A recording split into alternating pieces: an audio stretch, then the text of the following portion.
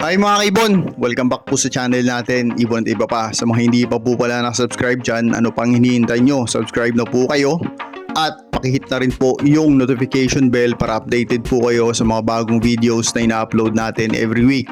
Kasi every week po tayo nag-upload mga kaibon, at paki-follow na rin po yung FB page natin kasi gaya ng sinasabi ko parati mga kaibon, pag may available po, dun po tayo namimigay ng ibon, inakay, o kaya fertile na itlog mga kaibon sa FB page natin. At nagpapasalamat po pala kami sa mga solid supporters natin sa Shopee natin mga kaibon. Tuloy-tuloy pa rin po ang pamimigay natin doon mga kaibon. At sa mga positive review nila doon na nag-breed na yung mga ibon nila dahil sa patukan natin, nakataba po ng puso, kaya nagpapasalamat po kami sa inyo ng sobra mga kaibon. Ngayong week na to mga kaibon, napakaganda ng topic natin, napaka-interesting nitong topic na to kasi ito po yung pinag-uusapan ngayon sa FB. Sisimplihan lang natin to mga kaibon kasi gusto lang naman natin simplify yung lahat para hindi malito. Stick to basic lang tayo mga kaibon, at ang pamagat ng topic natin is usapang ino, yung mga mutation na ino. Pag-uusapan natin yung tawag doon, yung mga terms nila sa basic na paraan lang mga kaibon para hindi tayo malito. Okay? Pero syempre bago tayo mag-discuss ng napagandang topic natin, magsa-shoutout muna tayo sa mga solid supporter natin. Maraming salamat po. Okay, ngayon syempre mga kaibon, i-shoutout na natin ng mga solid supporters natin. Unang-una sa lahat, PPSM Birds Incorporated, kay Kaibon Sir Dicky Lennon, Aldrin Martinez, Dan Katian, Aunt Pauline Avery, Silvero Magbanwa, Eli Sarmiento ng Pampanga, Angelo Villena ng Cabanatuan, Jobert Casal JTV, pasuporta din po mga kaibon. Kay Kaibon Chris Bunda, nag-avail si Kaibon Chris Bunda ng Dilawan, maraming salamat po sa suporta. Kay Kaibon Christopher Matuginas, Dean Wilson Sinosin Ibuna ng Muntinlupa, Jonathan Docueza, Elmer Sinidosa ng Binoan ng Rizal, Darwin Lerona, Mini Avery ng Makati, E&C Mini Avery ng Gapan, Z Gaps Avery ng Pangasinan, Agapornis Group. Shoutout kay Kaibon Mac John Basco ng St.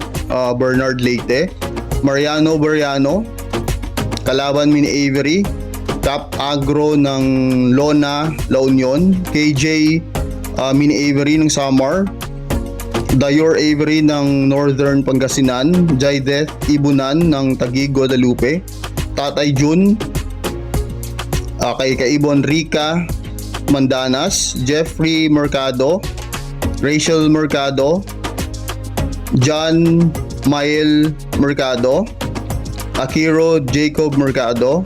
Shoutout kay Kaibon Gardo Matic ng Santa Lucia, Novaliches, Perez Avery ng Makati, Analiza Monteza, Coquilia, Daddy Renz Mini Avery ng Malabon, Marian Amido ng Cavite, Jojo Amido ng Poland, wow, ingat po kayo dyan, Marpol Maghari, Team QC, EK Mini Avery, at ang asawa niyang si Marisol, at ang anak nilang si Elijah Khalil, at si Iliam Caleb Mariano, at kay Kaibon DSY Avery ng Kalumpit, Bulacan. Maraming salamat po sa solid support nyo mga kaibon.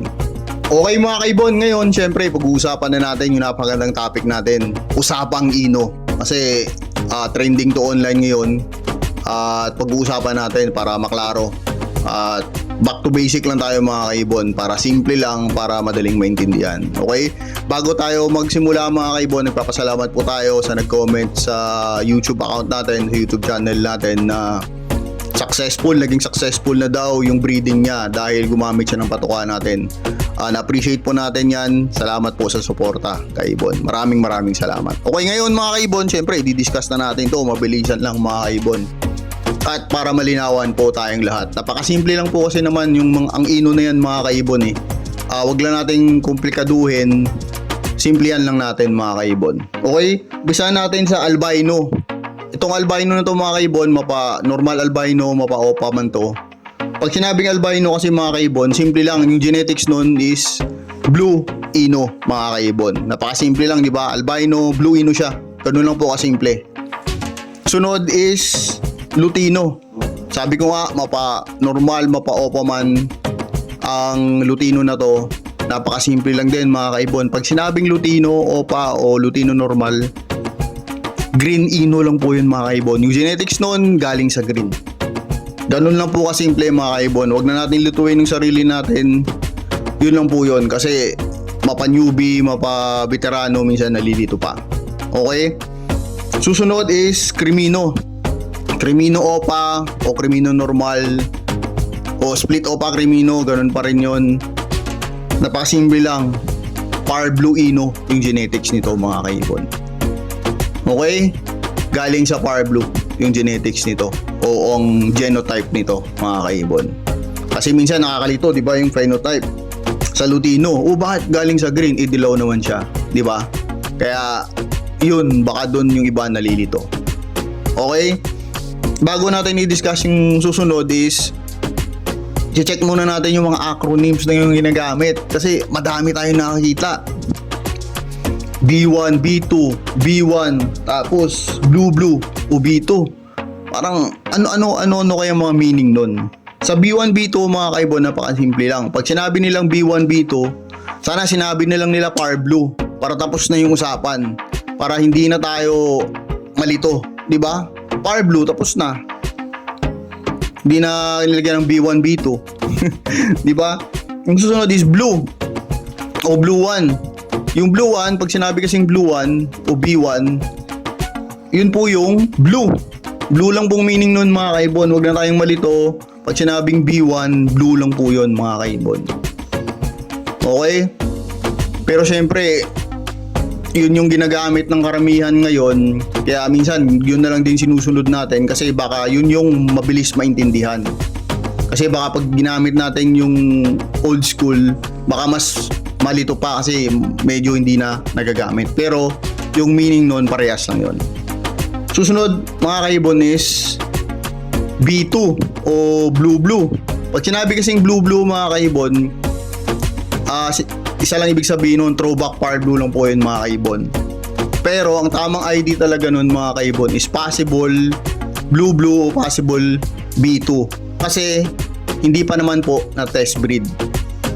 Pag na test breed na at naglabas na ng Par Blue, yun, masasabi mo na yung Blue. Kaya pag nag-ID parate, kung makikita nyo sa post natin is possible Blue talaga po parating ID natin. Kasi hindi pa siya test breed, hindi pa siya naglabas ng Par Blue. Kaya possible parati yan, mga kaibon. Okay? I-discuss naman natin po, mga kaibon, yung mga dark eye or dark-eyed na mga ibon. Ito yung mga deck. Kasi ang meaning ng deck is dark-eyed clear, di ba? Yun po yung totoong meaning nun. Pero simple lang natin, mga itim mata. Ganun lang po yun kasimple, mga kaibon, mga itim mata. Ito po yung counterpart ng albino, lutino, crimino. Umitim lang yung mga mata nila. Yun lang po yung difference nila, yung mata. Okay, pag sinabing white bulls, ang genotype po nun galing din po talaga yun sa blue. Kasi di ba counterpart niya albino.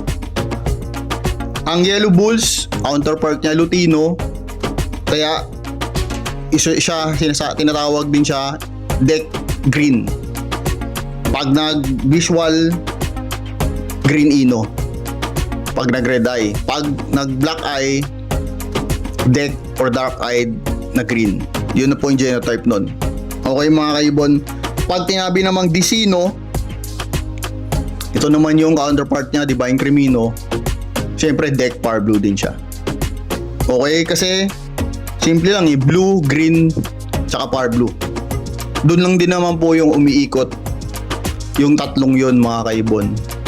Sa tatlong yun, doon lang din po yung umiikot yung mga genetics nun o genotype nun. Sa phenotype, syempre malilito ka kasi bakit, di ba, green, bakit naging yellow ang lutino, di ba?